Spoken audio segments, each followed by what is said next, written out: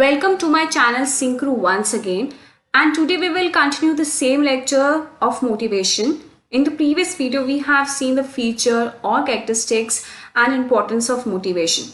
So today in this topic of motivation, that you can say motivation 2.0, we will see the financial and non-financial incentives. These financial and non-financial incentives basically acts as a good stimulator and motivator to motivate employees to work in a desired manner and to achieve organization goal. So let us see what does this incentive means. See, incentive can be defined as monetary or non-monetary reward offered to the employees for contributing more efficiently. So those employees who are working efficiently and effectively in the organization, they are rewarded with monetary and non-monetary incentives, which acts like an extra payment over regular salary or wage.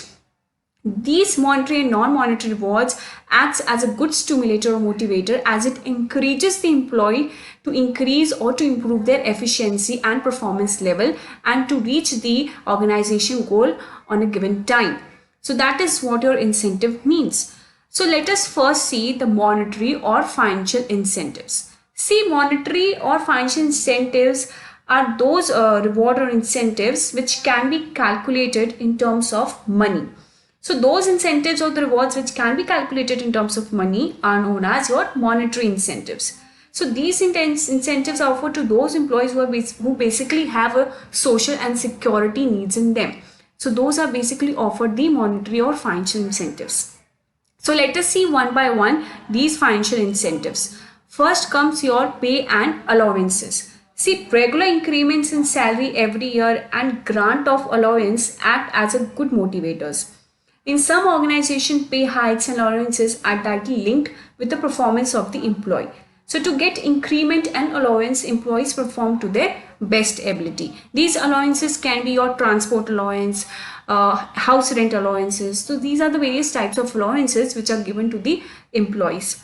Next come your bonus. See, bonus is one-time extra reward offered to the employee for sharing high performance. And these are basically given once in a year, or it can be given in the festive seasons like Diwali, Christmas, or New Year bonus or Diwali bonus. And these are generally given to the employees who reach their target or exceed the target, and then they are paid these bonuses. So this is what your bonus is. Next comes your commission. See, commission is the common incentive and basically offered to the employees who are working under the sales department. So the income of the salesperson is directly linked with the efforts put in them. More the sale is made, the more the commission is given. It is basically like more order means more commission. So this is what an extra payment is for the people or the employees working under the sales department. Next comes your profit sharing. See, the organization offers share in the profit to the employees as a common incentive for encouraging the employees for working efficiently. Under profit sharing scheme, generally the company fixes a percentage of profit, and if the profit exceeds that percentage, then the surplus profit is distributed among the employees. So basically this is what your profit sharing here means. Next comes retirement benefits.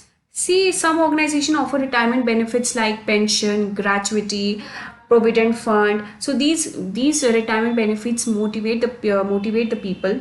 These incentives are very suitable for employees who have security and safety need. Now let us see next. Next comes perks, fringe benefits, or perquisites. These perks, fringe benefits, and perquisites are referred to the special benefits such as medical facility, free education for children, housing facility, etc. These benefits are over and above salary, and these extra benefits are related with the performance of the employees. So this is what your perks, fringe benefits, or perquisites means. Next comes your productivity linked wages. See, productivity linked wages basically means your wage is related to the work you have performed. If more and more production work is done, then more and more production is done, or the work is completed on the time, then according to that your wages are paid. For example, under differential piece wage system, efficient workers are paid higher wages as compared to the inefficient workers. So to get higher wages, workers perform efficiently. So this is what your productivity linked wages here means.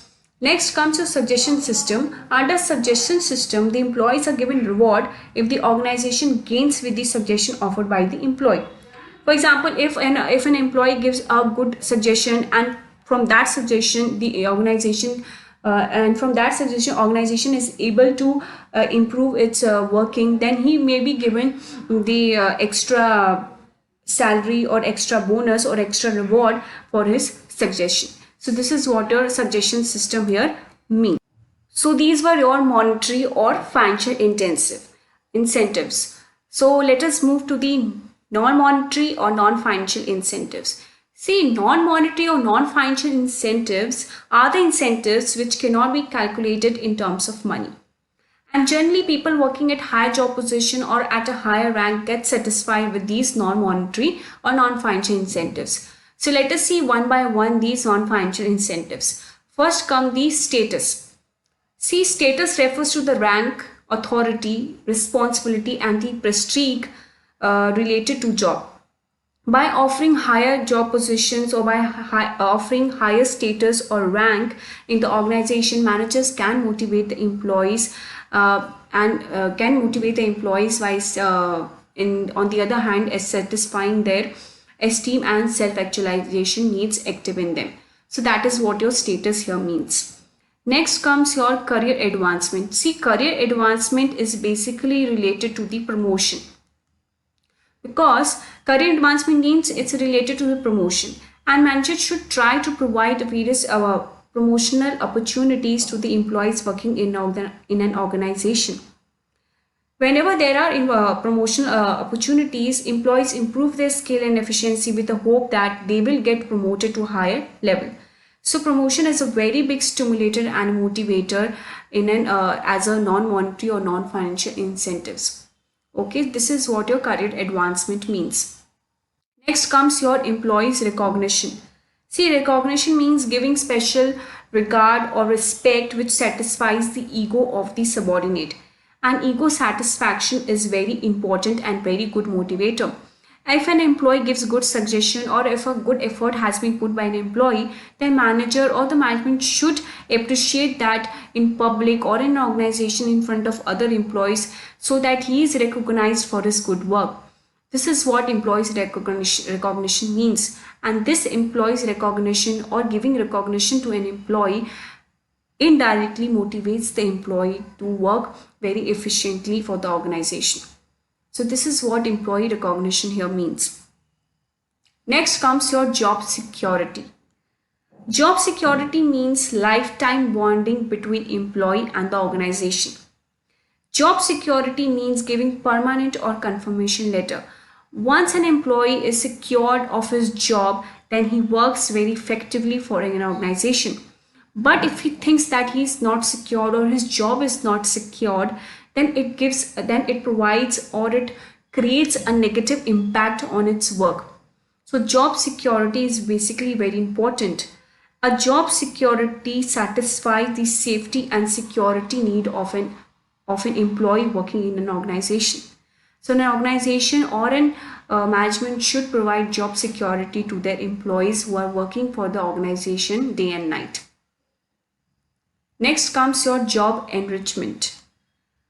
See, employees get bored by performing routine job. They enjoy doing jobs which offer them variety and opportunity to show their skill.